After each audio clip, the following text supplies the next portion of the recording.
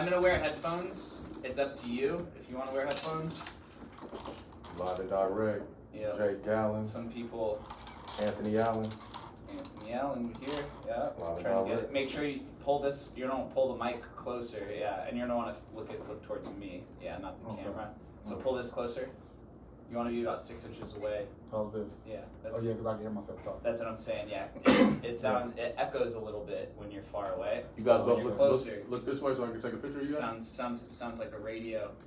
Sounds like the radio noise. Yeah, you just hit it a little harder. Yep. Gang, gang. Trying to come I'm out. gonna take one more. Gang, gang. Yep. So once we get off to the races, but Take one without the magic. I could send you all those pictures as well and everything like that. So Take one without the mask, huh? yeah, there you go. There we go. Boom, boom. That's fire. Cool. So before I hit record, conversation anywhere from 50 minutes, 60, 70 minutes. We're just gonna be chatting. Very Joe Rogan Vegas, open conversation. You can talk about whatever you want. No limitations, cussing, topics, whatever. Oh, I can talk freely. Freely. I could You talk be you, frivolous. Speak freely. Yep. All So right. cool. So I'm gonna go hit record and then When I do my interview, speak freely. and then we'll be off to the races. You can enjoy yourself.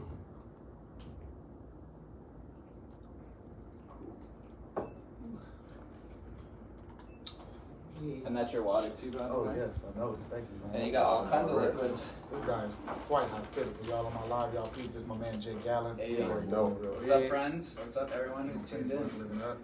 Out here living and Jake dreaming. Gallen, man. Money Train Management. We out here. Money You Train ready? We're Management. about to get started. Cool. So I'm gonna hit record. I'm gonna clap. I'm gonna go through a quick intro, and then we'll be off to the races. Yeah. What's up, Las Vegas? I'm sitting here today with an entrepreneur and athlete, I have to say, also repping the Angels mask, which you guys can see, but it will be pulled down during the conversation. I'm here with Anthony Allen. He is number 32 for the Silver State Mustangs. He is the owner of Lap of Luxury Entertainment, and he dabbles a little bit in the realm of OnlyFans.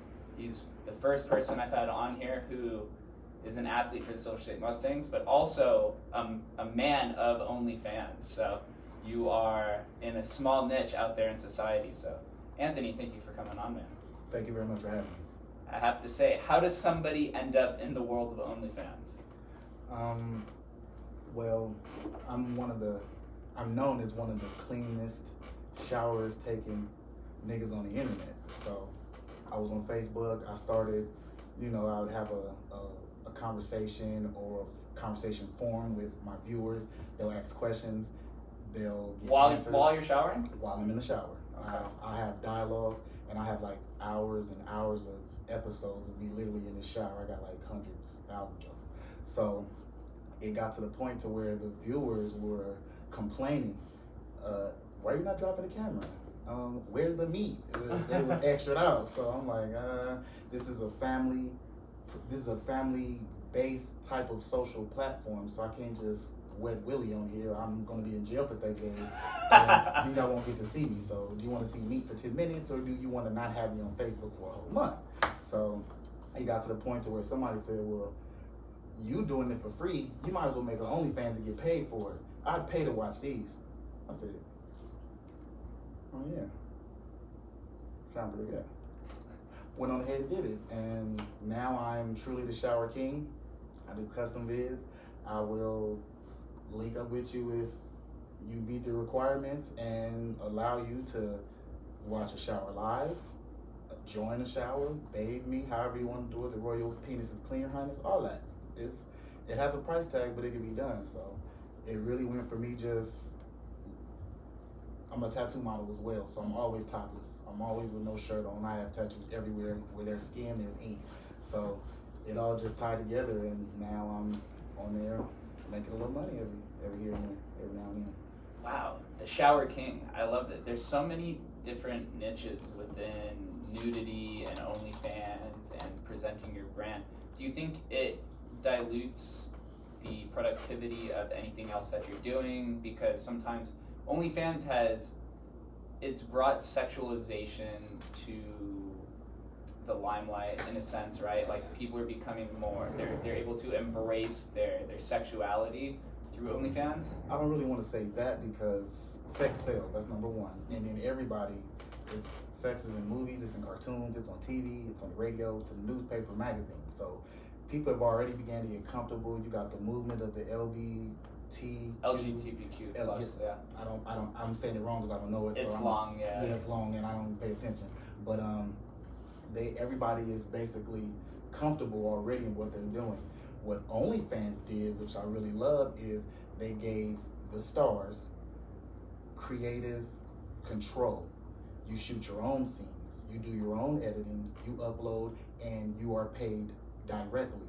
So now you're not on X videos, you're not on Pornhub, you're not on XNXX being randomly saw by accident when somebody searches your genre. When somebody wants to see you, they come right here, they tap the link, they pay, and they watch you. So now it's not diluted with other people. Like maybe they'll scan past yours and see something, they're like, oops, snap, and they were about to stop on your video, but one right there next to it caught the eye and they jumped over there. On OnlyFans, these are only your fans, so then they're here for you. They're paying and you. It's a pure subscription model, It's right? a pure subscription model, so it made us more powerful, I should say. We are already comfortable, we do what we do, but the creative control, the ability to shoot when I want to shoot, charge however much I want to charge, and get paid, and I have to give nobody else nothing. Now, don't get me wrong.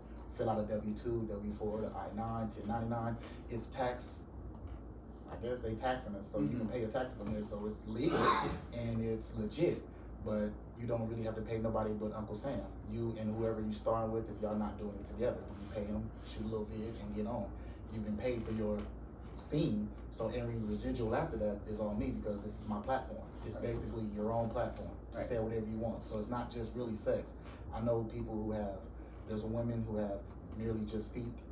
I know a lady who shoves her feet in bowls of spaghetti, jello, pudding, wet sand, water. Yeah, you're tapping into the most deep fetishes. Yeah, I know a lady who cooks in an apron, nude. I know another one who just washes her hair. It's all the way down to her ankles. There's guys who love long hair. This is basically a personal fetish brand type. What you want to see is what you're going to pay for. And if this person is providing it, you're going to pay them and them only. And that's spectacular. And how would you describe your community or your fans? Are they more?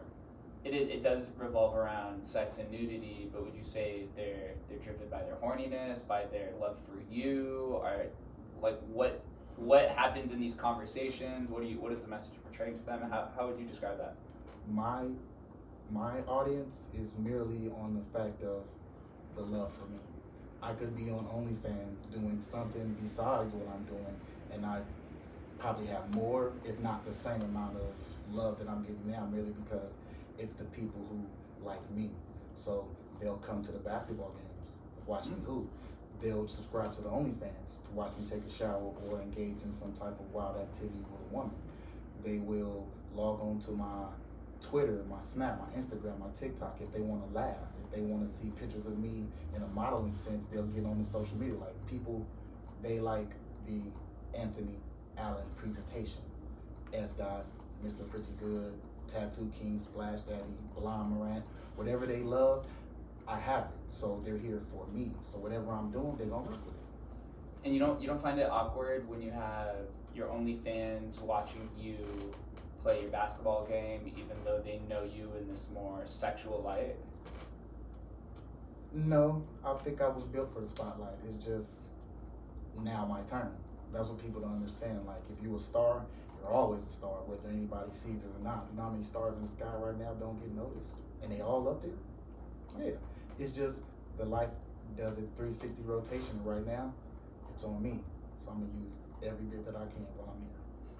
And how you mentioned you mentioned about 4 different aliases that you go by through these different platforms. It seems that you're kind of compartmentalizing different aspects of your life, right? On OnlyFans, it's your sexual nature. That's Mr. Pretty Good. And then on Snapchat, it's your funny and your hilarity. And then on basketball court, number 32, the Hollywood shooter? Hollywood Hooper. Hollywood 32. Hooper, yeah. Yes. My apologies. Oh, it's all good. So you have like your athletic side, you have your sexuality, you have your comedic, your comedic side. Yeah. Do you ever find it troubling to be able to speak as just Anthony Allen, where all of these different components are combined into one, and because it's been so segmented through all of these different channels? Not at all. I was born Anthony, and when I shake the city, I'll still be Anthony. So these don't define who I am. I give them the life that they have. I could easily turn one off, flourish with the other 3 or 5 or 6 that I ain't really named. But, any avenue that I'm pushing is going to be 100. So I could turn one off and it not hurt me at all. These are not personalities, I should say. They're not, they say the suit make the man make the suit. These different compartmentalized aspects of the life don't make me. I made them. So at any given time, I can actually turn them all off and still be who I am, still run these streets as a general. It's very important to have that insight and that awareness, because you see the countless amount of times in society, more specifically in Hollywood or even in the music industry, where these artists and actors lose sight of who they are because they're presenting an image through their movies or through their music, and they just completely disassociate from the person that they were born with, or the name that they were given. Now, I had a nickname the first one I started with. My friends call me S-Dot. So the first tattoo I got was S-Dot on the forearm. And then every artist, comedian, whatever entertainer, whoever you are as a person, everybody feels royal. At one given point in time, they feel like I'm the king of this, I'm the queen of that, whatever. So I'm like, if I'm S-Dot, I might as well be King S-Dot, because you already got Jay-Z, S-Dot Carter. I can't really run with the S-Dot name and not have something different to add to it. So I'm from a royal lineage. I believe that. I know it deeply. So I'm King S-Dot. So for a long time, people were just asking me, King S-Dot, like, what you the king of? Or where's your kingdom? And when you don't have an answer, you get teased, you get clowned. There's no validity. So I'm making my moves and trying to build my kingdom, basically. And I'm sitting here listening to T.I., Clifton Tip Harris, shout out Big Catch a Cane. I think I rap straight up for these niggas. My guy was having an interview, and I promise you, when he said this, it clicked. And I knew from then on, there's no way I can ever have my royal bloodline questioned without the questioner being beheaded or send that messenger back to your people, and I'll behead them. What he said was, he said, everybody asks me how I think I'm the king of the South, but so many people say they became. Well, I am the king of oneself. He said, nobody can tell me what to do. I govern myself. I pay all my bills, take care of my kids, love all my women. Can't nobody tell me what to do in my life, because I run it all. So when you're the king of yourself is the kingdom. Once one is king of oneself, he is king over all. I was like, I pay all my own bills. I take care of my son. I run these streets with no one telling me what I can and can't do. I am truly king. And ever since then, you can't tell me that I don't have a crown, I don't have a throne, I don't have a kingdom that mass as far as the eye can see, because I've created it. It's mine. I'll show it to you when you're ready. You're truly the self-sovereign individual. That's a message that I enact on here all the time. That's to be truly free, you have to possess your own ideals, your messaging, your virtues, your values, but also in the physical world, you need to be able to keep your relationships intact. You need to be able to understand your family's perception of you, your friends, and so to be king of yourself is sometimes tough, because the way that society grows, they just add more components to life that you have to manage, right? Like 10 years ago or 12 years ago, social media was born. So you can't tell the people who were the king of themselves in the 2000s that they also have to manage this digital identity of themselves and all of these OnlyFans accounts and Snapchat accounts and everything. You grow as a person, and you have to be a king of a much larger, much higher hill as society progresses. Exactly. So tell me a little bit about Anthony Allen before Las Vegas. From my understanding, you're not from Vegas, correct? No, from California. So tell me the pretext of Anthony Allen before you made it out here to Sin City. Well, in LA, I was about as royal there as I am here, but that is hometown. So you see a few more trials and tribulations. You're homegrown, so people kind of used to seeing you. You're not really popping. Well, you are, but you got to do outlandish a bunch of stuff in order to be like, hey, look at me. Yeah, you got a peacock. You got to overly peacock. And you're like, okay, we've been watching you peacock for like 12, 13, 15, 30 years now, bro. Where's the next peacock at? And I'm like, ooh, I'm trying to stay in the light. So that kind of pushed and fueled the move here. But before, like literally, I was full-time dad prior to the pandemic, and like maybe 2 or 3 years for the pandemic. Like it was me going to work from. At first, I was working in what's it called? We were feeding the homeless, but it was called the Skid Row department at a church in California by the name of West Angeles. I worked in the Skid Row department. I had to be up every morning at 5 to be at the church at 6, so we could go and get food and feed the homeless in LA, different parts of the city, and we had to hit the entire city in 1 week. So Monday we'd be downtown, Tuesday middle, then by Wednesday we in the El Segundo, Hawthorne area, we everywhere. We feeding the people of God, right? So that's how I started, and then I moved up from there to the kitchen, washing dishes. Then I made it to sous chef, the head chef by the name of Brian Lubin. He was very spectacular over the stove, and I've been cooking since I was like 7. My granny and my mom taught me how to cook, so I've been over the stove for a minute as well. So I was playing in a YMCA league, working out with my homeboy, and we were supposed to be going to play in Thailand, and they was gonna give up $26,000 a month for 3 months to 2 Americans, and they wanted him, and they told him they didn't care who he brought. So he was like, bro, trying to go? I'm like, yes, let's go. I'm outro. He like, yeah, but you look a little out of shape, so we're gonna hop on leave real quick and like work out. Like, oh, it's nothing. I'm embarrassing, I'm abusing, I'm dogging this entire league. We in the playoffs, 1 game before the championship. When I literally say I am busting this dude, like literally, like anywhere I pull up from is, I am sending the ball to Cooperstown. I got a little cousin who call it Cooperstown. He like, as if you don't touch no rim, the net go. Yep. So it's you sending that shot to Cooperstown. I was tearing him up this entire game, and he did to me what I've done to so many people in my life, which was one little comment, antagonizing, getting your head, and knowing exactly what to say and when to say it to get that reaction. Now, mind you, he talking, I'm zoned out. I don't hear you. Bam, bam, bam, bam, bam, bam. I'm on an outlet. I promise you, I'm running on an outlet. He trailing me semi, but he like right on the side of me. He's like right by the ear, so I can hear him. While he runs, I can hear him breathing, so I can basically hear what he's about to say. I'm running as the ball coming down out the air. He whispers, "You can't make no layups because you ain't did nothing but shoot jumpers all day." I looked at him like, what?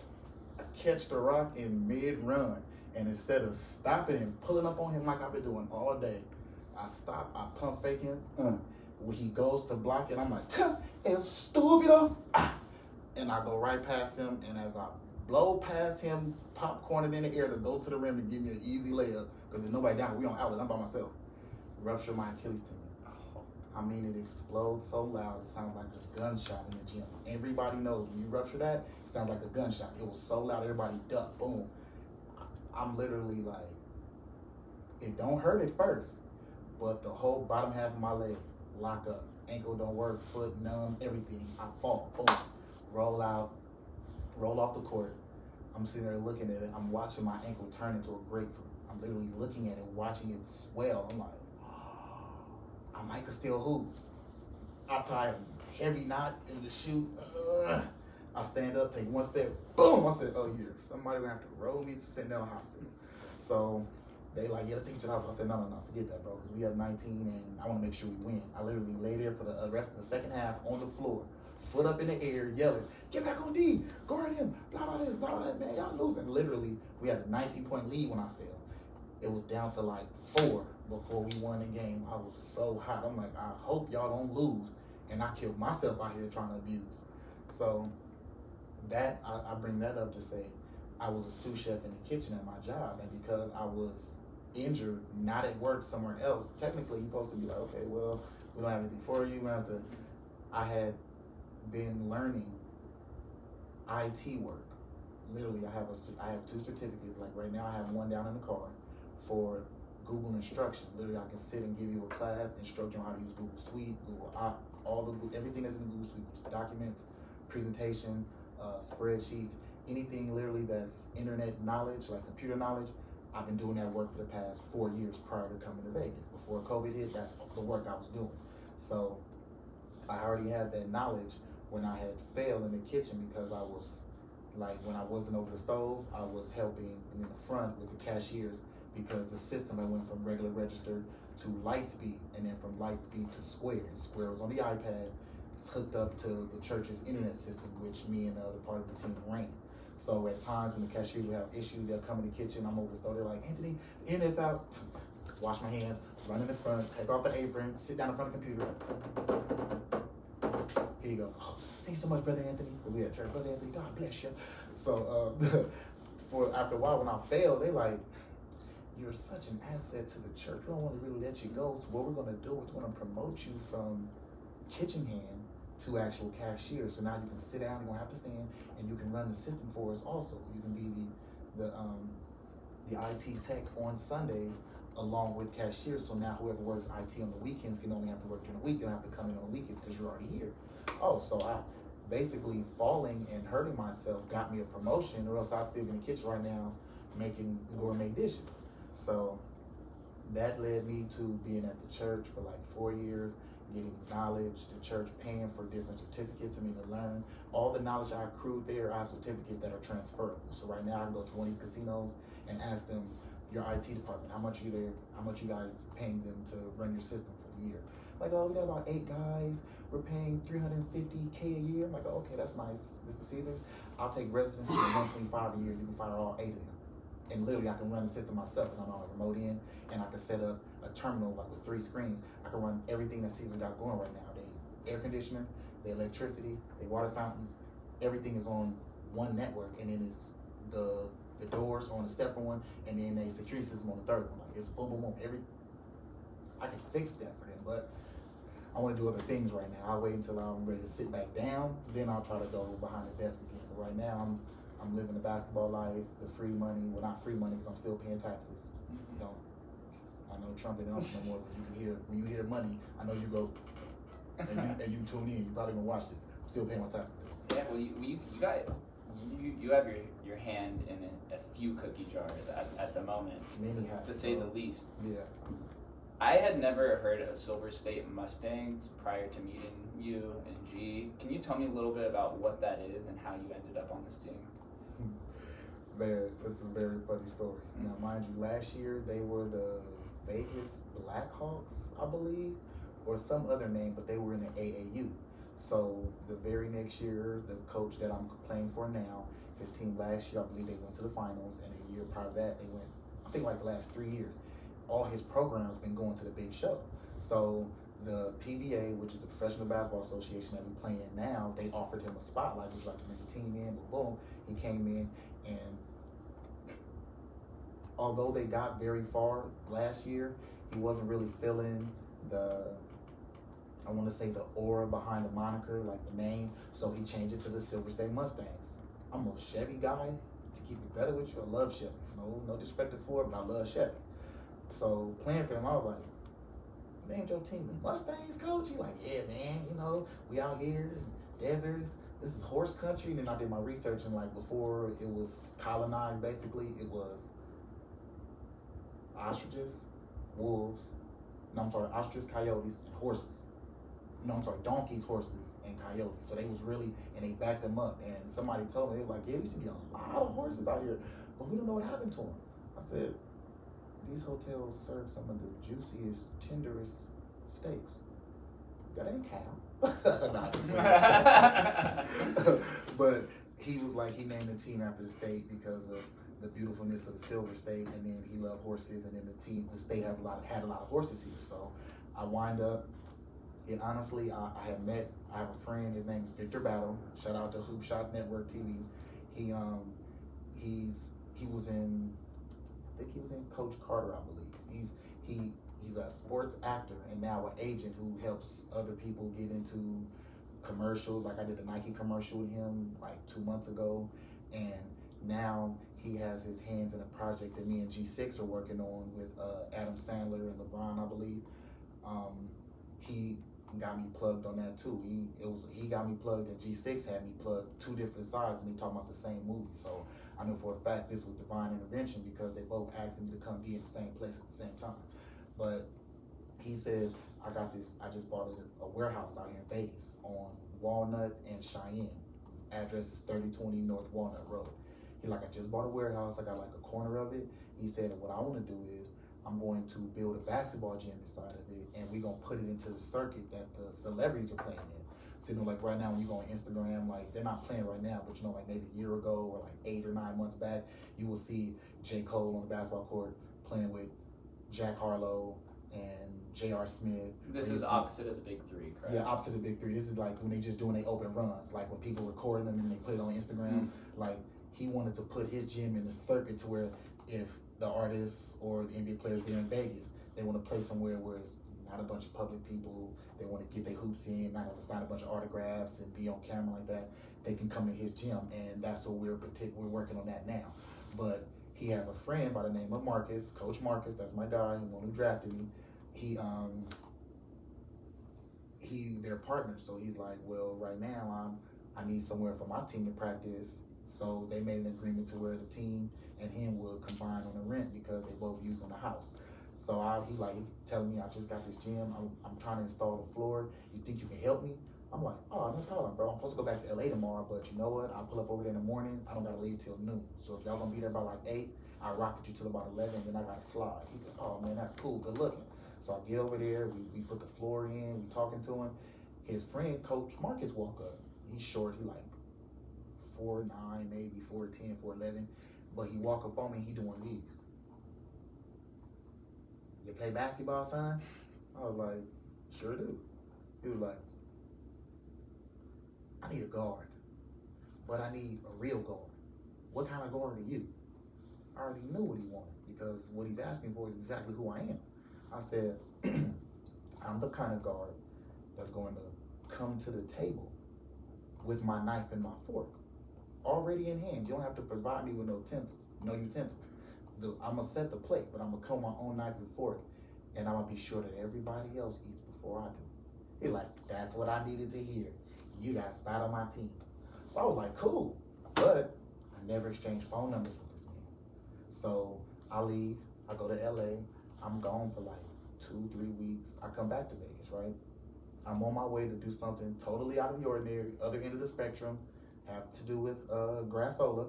I'm doing something totally different, but I'm driving down the street and the lights and the buildings are starting to look familiar. I'm like, I think I'm over here by the gym that I met that coach at. Lo and behold, I'm driving. This is the warehouse. So as I'm driving past it, because I got to go this way, I look down the side as to where we were parked when I first pulled over there that one morning. I look down, it's guys standing outside, it's car lights on, I see balls dribbling, they hanging out. I'm like, oh, cool, he over there. Maybe I'll go talk to him real quick, find out when season started, whatnot. So I go do what I got to do, and I pull back up. He lo and me, just what I wanted, Coach Marcus standing there. I asked him, hey, what's up, where Vic at?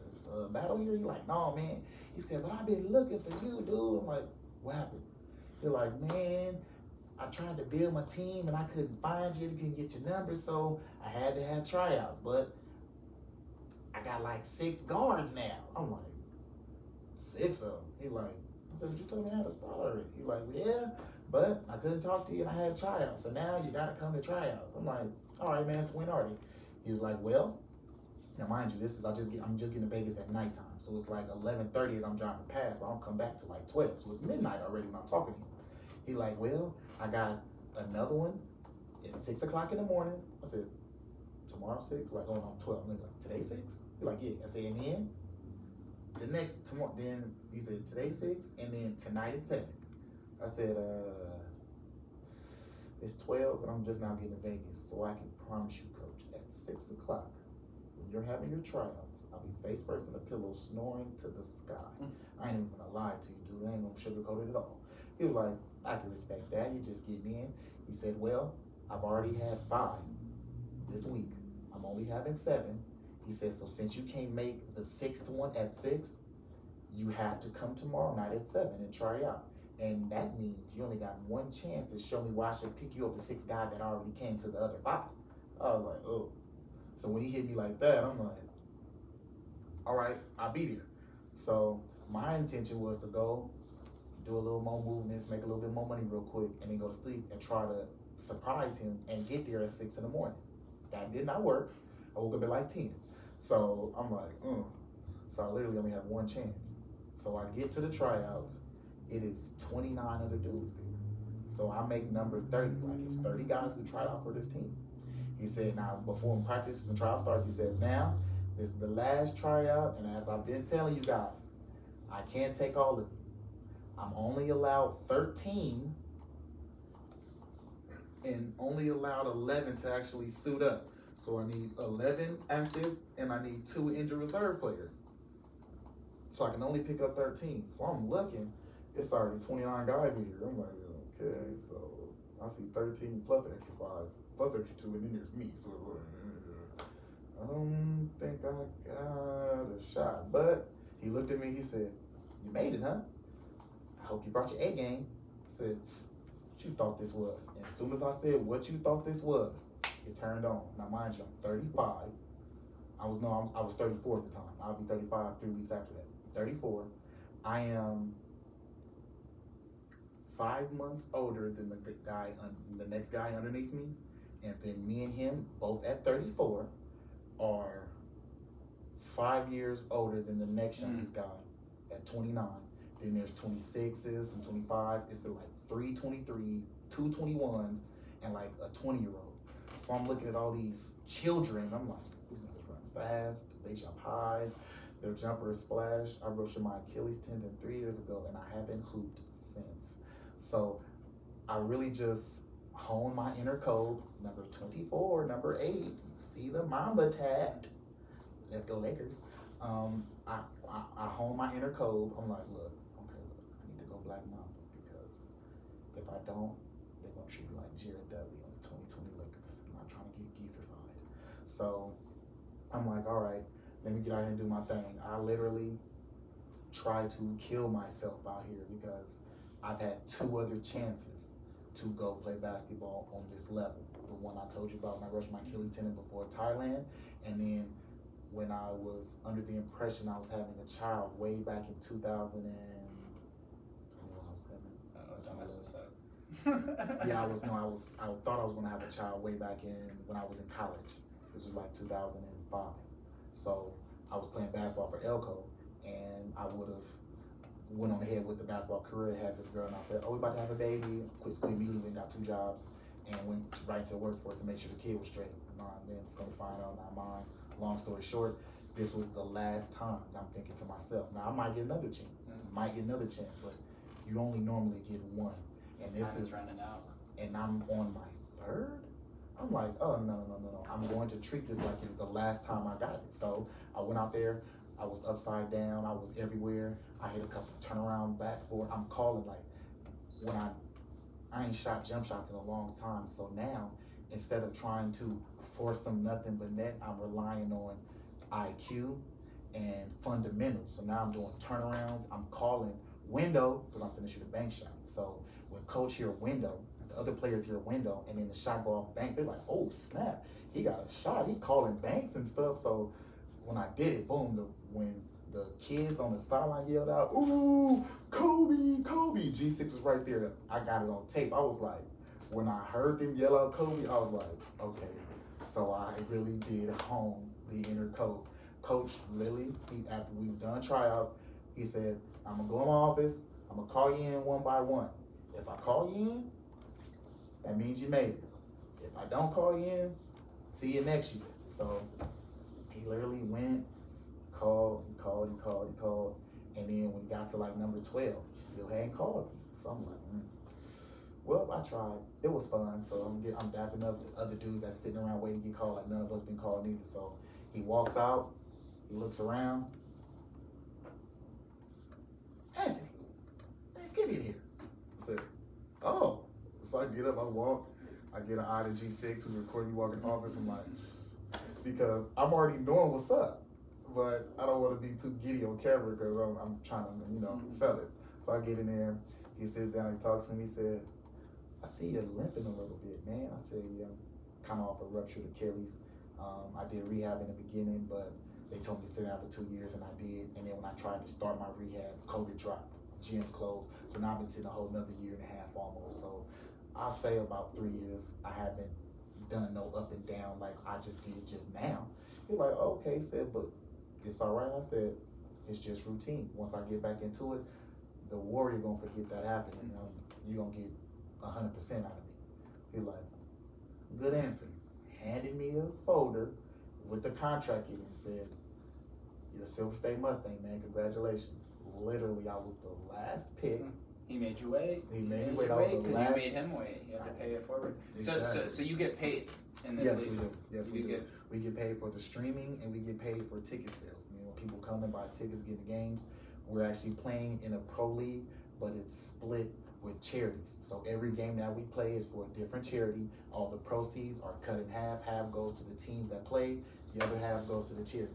So we're not just doing it for self-gain. We're actually doing it for a cause as well. So I'm really happy to be involved. Really glad. And in this league, is there an opportunity to move up to G League or to the NBA? Is that the general direction that they try to point you towards?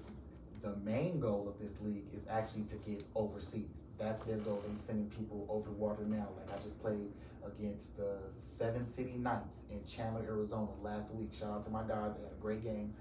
But they had a guy who was on vacation. He played for them last year, but played so well, got picked up by Japan. So he on vacation. He came back and played with them. The dude is like 6'4", 275. He looked like a dresser drawer, armoire. He's huge. But he runs fast, he can jump high, and he has a jumper out of this world. He put up 45 on us. Wow. I'm like, he gotta be a ringer. They told us, yeah, man, he plays in Japan. He just came over because you guys already beat us twice this season, so we tried to bring one in. Like, we beat them 3 times in a row this season, but they brought a guy that put up like 42, 45 on us, bro, and he went ham. And he don't even look like it. He looked slow, but he's not at all. He's a force. He's like LeBron, just maybe like 8 inches shorter. Went to work on us. So they do have the potential to send over the water. There's a guy playing for us right now, number 22, my guy PJ Savoy, one of our captains. He just got an offer from New Mexico, and they trying to give him $2,100 a month for 3 months. So that's cool. Mm-hmm. Like they're getting us jobs, and we have NBA combine coming up in August as well. Like we're paying $350 to get in it, but they're putting us in front of 8 NBA teams that are going to be there, watch us play, and then pick from that. So I got the chance of playing in the PBA right now, and if I go to this combine and one wow, all I need is one good wow, and I could jump right past the G and the D and the G League and go straight to the NBA because there's nobody here watching but the NBA scouts. So I could be playing for the Silver State Mustangs today, go to this NBA combine and be playing for the Pacers next week and be out of here, be in Indiana. So it's up in the air, but they're definitely giving us opportunity. This is not just a league, but a team and a coach. Basically, I'm really talking about the team and the coach that specialize in giving looks to street players who don't have footage. I'm not a street nigga, but I'm from the street. Mm-hmm. Like I play basketball at the park. I served in all the adult leagues in LA. I got championships from church leagues, park leagues, pickup leagues. But on a professional level, this is my first time. And you don't really make it to the professional level like this unless you got footage, an agent, or somebody knows you. So he's really giving us a chance when nobody else is. So I'm really grateful and honored to be hooping with the Silver State Mustangs under the tutelage of Coach Marcus, Coach Vic, and Coach McKessie. That's awesome. Are you currently in season right now? We're currently in season right now, and we are 1 win away from clinching second place in the playoffs. Congrats. So, thank you. Yes. That's incredible. Yes. And how many games do you play per season? The regular season is 12 games, okay. And then I believe if it's 1 game, I think it's 3-game elimination. So possibly anywhere from 5 to 20 playoffs. So it's like a round robin playoff. Yes, and then After that, the charity really takes over, and then we're going state to state, playing against teams from other states for bigger charities and splitting the money with the charities along with the team. So in total, it's supposed to be 50 games all the way around and $1,000 a game. So that's awesome. He's telling us, I'm trying to get you guys overseas money here, and he's basically doing it. If we're playing 50 games and we're gonna get up to $1,000 a game, that's 50K. Yeah. That's 50K. That's basically a 10-day contract in NBA. I'll take it. That's a 9-to-5 job right there. Exactly. I know 9 to 5 is barely making 27 a year. So if we getting 50 for 3 months of basketball, 5-6 months of basketball, I'm signed a 1-year contract, so we're gonna have off season. I'm signed till December of 2022, but in between there, we're gonna be playing and we're gonna be getting paid. So this was an unexpected blessing. I bumped into it by accident, and I'm grateful. I'm on the ride, just riding away right now. Leveraging all the opportunities. The fact that it has a social impact tied to the league, where half the money is being donated to charity, is awesome, because you're seeing this implemented in all kinds of businesses now, where they're donating a portion of their proceeds towards some sort of charity. Like Tom's Shoes was one of the first ones to do that, where I think it's like 5% or 10% of all their sales goes to some selective charity. Right. And now we're seeing this tied more and more with the push of politically correctness and wokeness and human rights and all these different rights movements that have been happening. So that's super awesome to see. Yes, that was one of the main things that drew me in, the fact that we plan for charity. And don't get me wrong, I love the sport. So in actuality, like I tell coach, I tell my teammates, if we wasn't getting paid, I'd still be at every practice. I'd still be at every game, because we're in the pros, and this is a shot that I've been wanting to play in the pros since I was a kid. Now, it's not NBA, but it's still higher than Park League. It's not no pickup. This is organized basketball. We have referees. Stats are kept. At the end of the season, somebody can read your stat book and say, okay, I think he'll fit in Barcelona. Let's give him $10,000 a month for 3 months. Anthony, you got a passport? Right away. let me call my peoples, let them know what to do. I'll be back in 90 days. Yeah, I'm on my way, and I'm, like I said, enjoying it and riding the wave. It's awesome, and you are, like I said, leveraging opportunities. You have your OnlyFans account, and I mentioned before, you're the owner of Lap of Luxury Entertainment. Can you extend on what this is and when you founded it? Okay, so I'm a big movie head. I'm culturally into it. So if you were to take Animal House, Project X,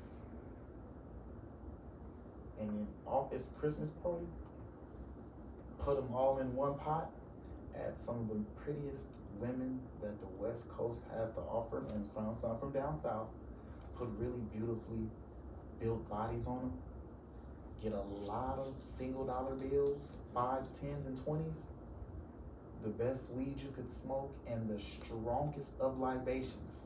And you got Lap of Luxury ENT, logo LAPP, butt cheeks with the legs that make the 2 P's. Why? Because when you come here, you're gonna get something that you want dropped right in your lap. That's true. We give an experience, not just a regular party. No event that I have is regular. I don't even say parties. I either call it an event or an experience, because it's for everyone to enjoy. Y'all hear all them E's? I have an event or an experience. It's for everyone to enjoy. This is life. This is life. Lap of Luxury is life. We have parties where dancers come and entertain you. Like I'm having the all-white party in September, and I have it every year, and it's merely because they say you're not supposed to wear white after Labor Day. So we call it No White After Litbor Day, LITBOR Day, and it's usually the first weekend of September. This will be the 4th one this year. Every year has been cracking. Never police come, no shutdowns. As a matter of fact, no event I've ever had, the police have never come. They've never shut it down. There's never been not one fight, no gunplay, none of that. Because mind you, like I said, my people love me, and they're gonna involve themselves in whatever I'm doing. Most of these people that'll come to the basketball games or have me on Snapchat or TikTok or subscribe to my OnlyFans, they meet me in person when they come to a party I'm throwing. And some of them are shocked or wild because they honestly don't believe that I'm me. Some think I'm a catfish, and then when they actually meet me and see me in face, they're like, wow, you look exactly like your pictures. I'm like, I feel regular, but to me, I'm a music video walking down the street. Like, I don't even know I'm done tatted. I be forgetting I'm tatted like this until I take my shirt off and I'm walking down the street going to the store, and I see people in the car like this. Or girls staring like, or people just looking. I'm like, what are you looking at? I look down like, oh shit, I am a park bench, a disrespected billboard. I'm colored in like a coloring book. You feel me? That's it. So are you throwing these experiences in houses and venues? Because organizing an event is no small feat. I've done it a handful of times. It is a complicated process. Organizing the talent, the attendees, the music, the beverages. This is one of the gruelingest avenues that I work. And people think, oh, it's just a party. Why you tripping? Like, no. When you're doing it all by yourself, you don't get to have any fun. It's really all work. It's a business. I have to, like, I'll get clubs or a house, hotels, just pools. Sometimes I rent a pool at just the house. Don't need the house. We need just the pool. Like, I have all type of events, phone parties in a warehouse, ABC party at a mansion. ABC, like, what's ABC? Anything but clothes. You know it. Like, we do it. So it's like, I will go in on booking.com, Airbnb, Verbo, Swimbly. I will give them $2,800 for 3 days for a 5-bedroom, 4-bathroom, jacuzzi, swimming pool, basketball court, tennis court, off in the mountains somewhere deep where we can have parking. And then I'll spend $1,000 on liquor, give a caterer $500 to come give away all the food they're cooking for free, and then dancers and all this fun. I will spend $5,000 or $6,000 before I even make a flyer, create an event, and promote to anyone. So it's a lot of work. I don't use pre-sale money to fund it. Like, people like, oh, we don't sell pre-sale tickets, and then use your money to rent the spot. And then when the party fall through, you don't got these people money to give back because you used that first $1,600 you got in pre-sale tickets to rent the house for the night. Now the caterer not coming, and you can't find the liquor. So now the party got to be canceled, but you gave the house $1,600, and they're not giving you your bread back. So how do people get their dough back? No, I create the experience. I pay for everything out of pocket before I even ask y'all to come. So if you don't come, the party's still gonna happen. The food, the liquor still gonna be there. The girl's still gonna be there. The event's still gonna be popping. I'll stay in this house by myself for the weekend. I paid $6,000 to be here. I'm not tripping. But if y'all come, that helps me get a tad bit of my bread back. But either way, the party gonna happen with or without the patrons. So it's very, like you said, it's very hard work. And then on top of that, I DJ. So 9 times out of 10, I DJ the party myself. And then seeing as I learned so much in IT, I have the device with me, laptop, tablet, phone. I'll be DJing the party from Bluetooth speakers around the house, everywhere, handheld while I'm at the door getting the money, and then making sure the bartender putting ice in people's cups. I do the whole shebang lane, so I don't get faded no more. You're not gonna catch me next to the pool, drunk, turned up, happy. It's been years since I've been at one of my parties lit, and that's because it's a business for me now. So I make sure that everybody else is there, is able to get what I can't have, because I'm making sure it's all here. So Lap of Luxury, we literally bring luxury and drop it in your lap. If you can't find it nowhere else, we got it here, period. Couldn't put it any way better in that experience.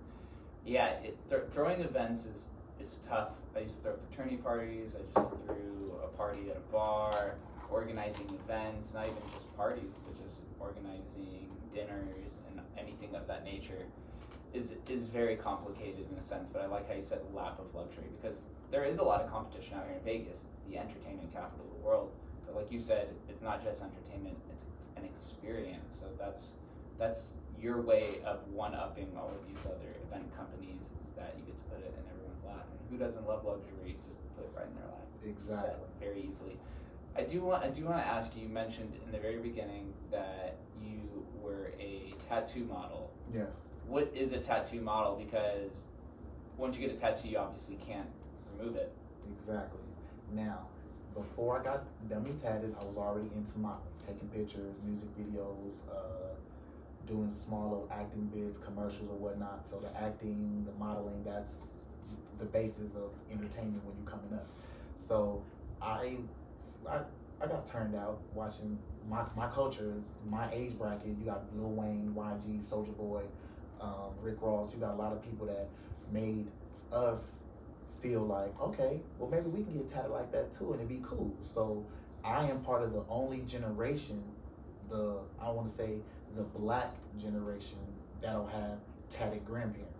Now the Indians, that's part of their culture. The Latinos, they got you see older ones hit from the neck down. It might be devils and bones and skulls and bones, like old motorcycles and stuff, but they hit from the neck down, all shoulders wrapped back around, shoulders, chest. The older black community, most of them is church folk. So they're not tatted like that. They don't. If you hadn't been to the penitentiary, or if you're not in a jailhouse, tattoos are frowned upon in it was frowned upon with us. So now that it was made like, okay, I guess we can kind of get tatted too, and it'd be cool. Yeah, and then, oh, look how I look on this brown skin. Oh, we can get color. Oh, let's get artsy with it. And so now I am definitely part of that tatted grandparent. I will be a part of the first black tatted grandparent generation, and I'm like proud of that because I'm a non-gang member. I have no hood affiliation whatsoever. Like, I'll say this or I'll say that, but anybody say, oh, nah, blood not from over here, cuz not from us, no, he can't nobody sound from their hood. They all gonna say, no, he ain't from over here. So I'm like, I'm tatted, and my tattoos really tell a story. Now I'm only 35 years old, but every tattoo I got, I can sit in depth and tell you what it's about. Now the idea or the reason may sound stupid to you, but it's not gonna be oh, I got it because it was tight, or I liked it, so I tatted it. Them are not the response you're gonna get from me. Any tattoo you point at, I'll be able to give you a real story behind that. Mind you, some are big chunks, so I don't even have to get in detail. Like I can tell you right now, the whole right arm, I'm an athlete. My favorite sport is basketball. I'm right-handed. From the palm to the shoulder. There's nothing on this arm but basketball tattoos. Oh wow! So I really don't really have a basketball on the top of his hand. That's because 9 or 10 years ago, a rule was changed in the handbook in the league, which is hand part of the ball. So if you go to the rim and somebody slap your hand, you should either make that dunk or make that layup, because you can't call foul on that. If your hand is part of the ball, if they slap your hand, they're slapping the ball. In technicality, they're slapping the ball because your hand's supposed to be a part of the ball, an extension of the rock. So if somebody hits you on your hand, you're like, foul. That's not a foul, bro. Hand's part of the ball. You gotta let that go. So when I heard that, I was always mad at people. Oh man, that's a foul. Like, bro, I hit the ball. They're like, but you hit my finger too. It's on the ball, bro. Of course I'm gonna get some of your hand. It's on the rock. So when they changed that rule and made it mandatory that you can't call foul no more because hand part of the ball, I believed in it so much I went and tapped the rock on my hand. So now wherever I go, my hand is part of the ball, period. I'm a real hooper, and it's all the way down. NBA logo right here. I even got the NBA championship trophy right there. Oh, wow, yeah, going up to the top part of the shoulder. I've never seen Sonic lose on that TV show to nobody but Shadow in basketball. The red one. Got him right there with a basketball in his hand. Tricep. Exactly. Like, this is really a basketball arm. This hand right here, it gets my bucket scored, so I had to pay homage. And that's just one chunk gone. Now I got arms, chest, back. Not much to explain. No. Do you have all of your are all of your pieces done by one person, or are they through freehand? I have. I want to say 23 separate artists have tagged me. Wow. But I have either assisted with the drawing and definitely picked each and every spot where tattoos are on my body, so they literally fit. Like I hear some of the neatest artwork proportioned on my body because I picked the spots and I chose where they're supposed to be. So. And that extends all the way through your torso, legs, down to the feet? No, I haven't done as much as the bottom half. I could say my body is 49% covered in ink. 49% because I have the whole front, the entire back, both arms, the front of the neck, and I have a really big thigh piece on the left. But there's a bunch of pieces in between here on the top half that there's no shading and there's no artwork. So that takes away from being the whole top half. It's not 50 because then there's nothing on the face. So I'll say 46 to 49% of the top half is tattooed. It's a quite extensive collection. Yeah. Call it a tattoo collection, because I know people who, all my friends who have tattoos, there's different pieces of them that resemble certain things in their life, like you mentioned, right? So some people like to hang their accolades in their room. Like me, if you look behind me, a lot of my trophies and stuff are all hung up in my room, and I have no tattoos. But for you and a lot of other friends, you like to tattoo your accolades so that you can remember it on the go. Exactly. So to tie into the main question, a tattoo model, well, basically, when I got turned out by the tattoos, the modeling, like the majority of requirements are little to no tattoos. So there are a lot of models that were losing work or being shunned from opportunities or gigs because of artwork. So I joined the entertainment company by the name of A2I, which is Addicted to Ink, and it was under the leadership of my high school homeboy. I grew up with him. His name is Jeremy Moore, but in A2I, his name is Gut. So he is what you would call a philanthropist because he was able to use tattoos to bring different gang members and different people, not just gang member level. I mean, high up, we had lawyers, MMA fighters, race car drivers, like people who did important things in life that laid claim to A2R. Like, I'm from this entertainment company, and what he wanted to do was connect everybody and show that just because we're tatted doesn't mean we're all hooligans, we're all criminals, we're all problem makers. Like, no, we have lawyers that are tatted. There's a guy that's from A2I who works for Wolfgang Puck, has the state of California from his forehead in a big chunk down the side of his face, and a bear coming out of it over his mouth, and he's white jacket rolled up over Wolfgang Puck's stove in front of people cooking. And it's like, that's something to say, like, bro, you're a dummy tatted, like you hella blasted, but they have to respect your gift and your craft because you head chef in here and you top dog, but you got half your face tatted, and they can't tell you no, you can't work here because what you do, you're so good at it. So that, and then so we like, all right, well, cool, like we might as well just make our own lane. So now, don't call us for gigs unless you want somebody with tattoos.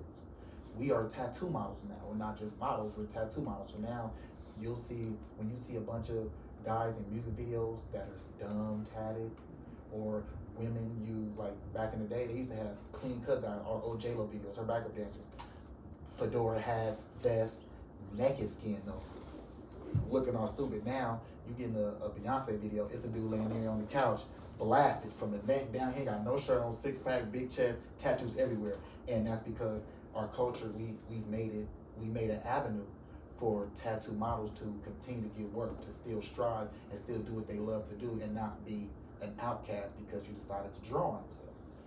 We used to do that in school. Like, you was bored, you draw. Like, now, what I'm drawing, I want to stay here. You shouldn't stop me from getting money or penalize me because I'm very good at what I do. Your camera loves me. So why would you not put me on there because I drew my skin? Put some makeup on it, or book me for something where y'all want to see tattoos. But don't outcast. I probably look better than who you chose for this little gig right here. So the outcasts generally become the mainstream the or the pop culture at some point in time. But the pendulum swings both ways, without a doubt. Anthony, we've been going at this for a while. You are an incredible entrepreneur, I have to say. I have one final question for you before we get out of here. Okay. Same question I ask everybody. What does Las Vegas mean to you? Las Vegas means a second chance. It means a very strong jump start, and just an oyster I've yet to crack. I'm gonna crack this oyster, get as many pearls out of it as I can, put a flag down, and then go pick up somewhere else. There is a lot of hidden jewelry in this town, and once you find it and wear it and embody it, you can ascend to greatness. Where do I send all of the listeners and those who are watching on YouTube to follow you along your journey? Okay, on YouTube, you can check my channel out. This is Lap of Luxury ENT. On Instagram, I have 3 of them. The athletic Instagram is Hollywood Hooper 32.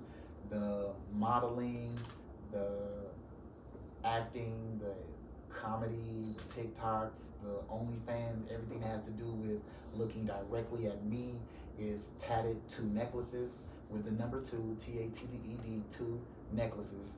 I got that from 2 Chainz. Drink it like I'm from Texas, and you know I stay flexing. And if you don't know, I go by Tatted 2 necklaces. I had to steal that from my guy. And then when it comes to the parties and the experience and the giving you entertainment when it comes to venue style and just hanging out and the good, cool vibe, good music, good food, you go to lapofluxury.ent on Instagram. And then you have my Snapchat, which is TatDaddio. Nothing but tattoos on there. The stories are outlandish. It's funny. It's a lot of comedy on there. It's a lot of sexy on there too. So ladies, tap in, check it out. And then you have Mr. Pretty Good on Twitter and also on OnlyFans. So if you look up OnlyFans, you're going to see onlyfans.com/Mr. Pretty Good. When you tap into that, enjoy the show. Like, literally. And can become your fans. Yeah, everyone who's listening, follow him on his OnlyFans, his YouTube. Everything will be tagged below. So. Oh yeah, the Facebooks. That's where everything really goes live. I tie everything that's filmed on these other places. They start at Facebook. Anthony Lee, Antonio Starworth, and Anthony Allen. Got to get all those on Facebook. It's me. I've been trying to put this together for a minute, and it's all coming full circle. I'm with Money Train Management. My manager G6, he believes in everything that I'm pushing out here. So I gotta shout my guy out right there, man. You already know what's up. You want to come in and say what's up to the people real quick before we get out of here? You good? G hangs out. Everyone knows. He's here often. I know y'all seen him before. I was just trying to get him to say what's up in mine, but he gonna be Hollywood like he supposed to be. Yeah. Well, get him over here. He's hopping in. You already know what God, time it you is, see him, man. it's a red G6 thing. Money Train Management, man. I'd love to be here to support Anthony Allen. Pro basketball, Jake, appreciate you. I usually don't do this, guys, but he asked me to. Y'all be safe. G secretly be hanging out in the background, even onboarding a handful of guests on here. All of you guys have an incredible journey and insight to not only the city but all of the endeavors. So yeah, we got a couple of partners. Shout out Mozzie VS. Mozzie shouted you out too. Man, he my shouted boy, you my out guy, as well. B. Taylor, ambassador to the Pentagon. He was on here first, the legend for show. He gassing out there on the bars. Gotta show love to Angie Ma. Faded Truth, you know what it is. Yeah, we got a cold little squad out here. We coming with the top 40 entrepreneurs under 40. Yeah, we coming for all the top 10 spots. Y'all can have them up to 30. boom, yep, Money Train Management coming through. Yes. Anthony, again, thank you for coming on, man. Like I said, incredible. I'm excited to see your journey. Silver State Mustangs, the OnlyFans account is awesome. Lap of Luxury. It's all ascending towards the top. So thanks you again, and thank you guys for listening. We'll catch you next time. Killed it, yo. That was Oh. Killed it. That was Hey, cool. God, Killed you it. killed it. I Yeah. got too Killed real it. on them right This there. guy's a straight. I didn't even bring up the I be jail. trying to tell I that, didn't man. bring When up- you bring in the, what it be 6 to 6? Yeah, Trying to I remember was the I was six? supposed to bring up the jail. I forgot to bring up how I know, the it's all jail good. Talk case your and stuff, came straight man. to Talk your Vegas stuff, on it. Man, we show love out here, man. Jake, You know, Jake. Hey. Crushed it. He gave me a spot to come out here and talk to y'all, so I'm just, trying to drop a little knowledge, steer people out the pitfalls I hit on my way to startup, baby. Hey, man. Hey, he was Laid dropping. it on the line. He was dropping gems, y'all. He was dropping gems, man. I'm proud of my guy. He's dropping gems, It is man. what it is, man. So what are we about to do now? I got like a fire stick in the car that can be resparked. Hold up, there's this thing called Fire Stick. Like, does that mean like Netflix, Hulu, that type of Fire Stick? And I'm talking about the firest ganja from Cali, you feel me? Oh, so he's talking about Cushington. All right, Yes. you guys be safe. That's Jake Gallen, My boy G number in the house, 6 Anthony. in We just had podcast him in on the Vegas. podcast. You already know the vibes. Money Train Management, always coming through. Always, man. Check it out. Appreciate This for guy having crushed us. it. Episode 140. Let's get it. Ooh. Man, that was fun, bro. That was fun. And let me get some pictures of you guys real quick. Yeah, let's do it. Sure. Some pictures of y'all, and I got some killer pictures. Cool. I'm Fuck gonna yeah, get it. I'll I'm gonna get send it. it. From the angle I'm for the gonna. light. Yeah, I'll get it straight on. Oh yeah, because of the red I'll get it stuff. straight on. Yeah. I don't even trip. Here we go. Get it straight on for y'all. Nah, actually, I'm gonna take it in real iPhone. There we go. Hold on, that's perfect. Yeah, I'm gonna take a couple. All right.